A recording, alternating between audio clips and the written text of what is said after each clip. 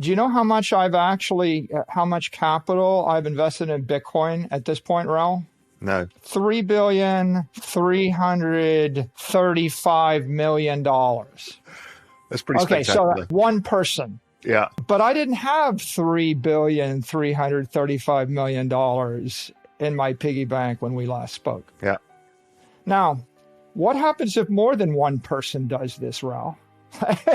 How many people does it take, right? And the answer is you need public entities, and they need to be creditworthy, and they need to be able to file a registration statement.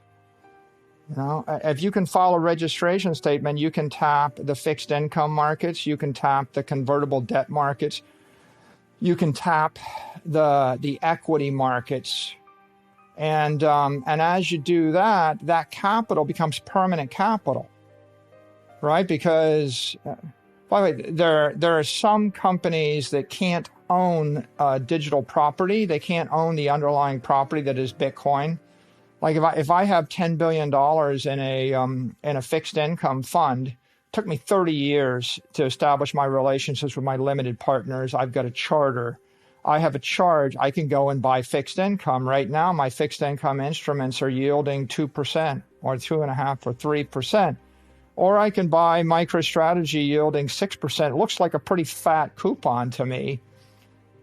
Well, we had lots of firms that gave us $50 million orders after one conference call, Raul. We did that entire deal in one day,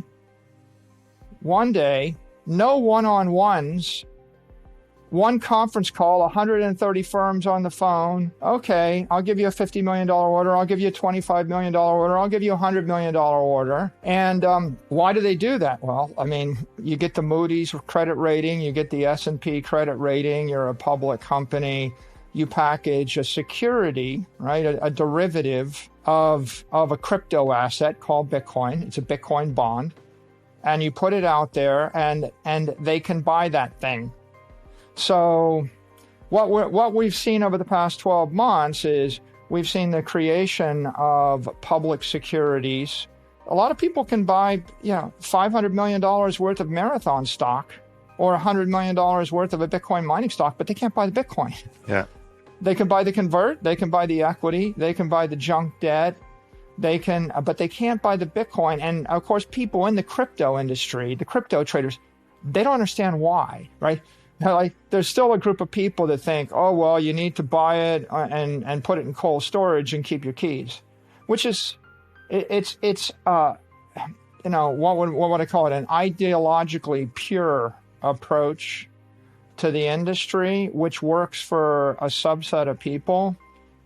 But when I'm talking to a guy that runs a $2 billion portfolio, if he went to his boss and said, I want to buy $25 million worth of Bitcoin and hold my private keys, he would get, between laughed and fired, right? Like, that's not happening in 1,000 years, no matter how hard. On the other hand, the guy can go like, okay, so yeah, this is good. So what was the interest rate again? 6%? Okay, I'll take 25 million of that. Next. He's got another deal to do the next day. So I think that what we're seeing is the maturing of the industry, the maturing of the asset class. When JP Morgan and Morgan Stanley started offering Bitcoin funds, like the NYDIG-backed funds and the Galaxy-backed funds, that was a big endorsement, a big step forward. And I think we got Wells Fargo, we've got Morgan Stanley, we've got JP Morgan. They've all moved to offer those funds. That was a big deal. And then I think that when the ETF comes, right now we've got ETFs in Canada, right? I don't know if you saw, Fidelity just went before the SEC. This is Fidelity. This is Fidelity for the last 60 years. They have like $10 trillion of assets under management. And there are companies that have been doing business with them for 50 years or 30 years. Fidelity goes in front of the SEC and they give a 20-page presentation on why Bitcoin is mature and why it's time to approve a Bitcoin ETP in the United States. And there's a lot of institutions that they will take $10 million chunks and $50 million chunks of this stuff once there is an ETP of sorts. And roll the clock back 18 months. None of this. To be clear, I think there are two structural catalysts that will drive an acceleration of the industry and of Bitcoin in particular. One will be the availability of broad-based ETPs in the U.S. capital markets. Yeah. That will be a big one. And we're watching that right now. It's a process. The second will be the normalization of accounting for Bitcoin as a financial asset. Right now, Bitcoin is an indefinite intangible asset. When we roll the clock back 24 months, you couldn't find a publicly traded company that had $2 million of this stuff on their balance sheet.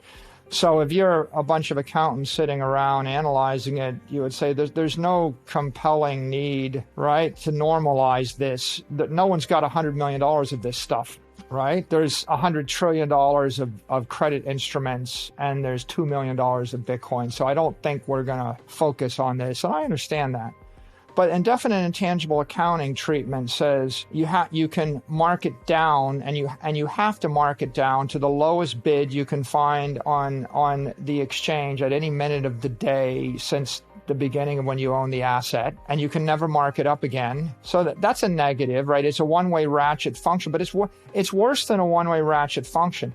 It's like I bought a collection of baseball cards for $1 million, and I have to go to everybody I see at a party for the rest of my life and ask them if they'll buy my baseball card collection for a number. And if they tell me they'll give me $1,000, I have to mark the baseball card collection down from $1 million to $1,000. Ludicrous. And if someone else, if Bill Gates offers me $1 billion for the baseball card collection, I'm still carrying it on my books as $1,000. So it's prejudicial, hostile, accounting treatment. And that, of course, is suboptimal. But there's another suboptimal thing about it, which is when you do mark it down, you have to run it through your P&L as an operating loss.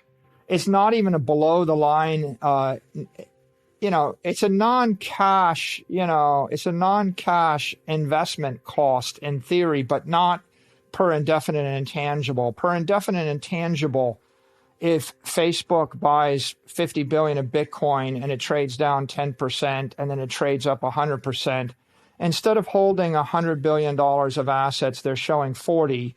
And then in the next, quarter, they have a $10 billion operating loss against their $10 billion, gain. So they make no money in the year, even though they made $50 billion in the year.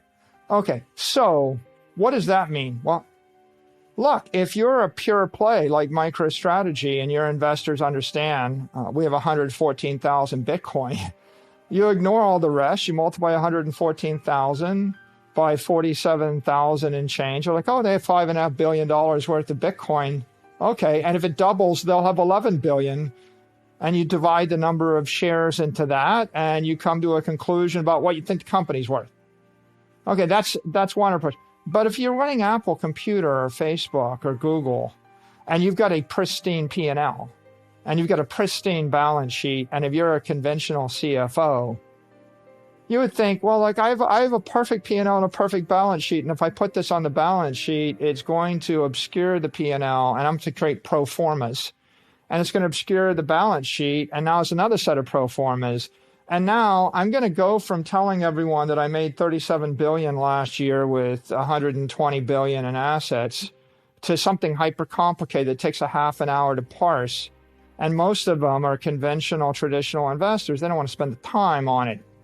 So the Warren Buffetts of the world, by the way, like he's totally fine owning Apple stock and Coke stock on his P&L, but he marks it to market every quarter.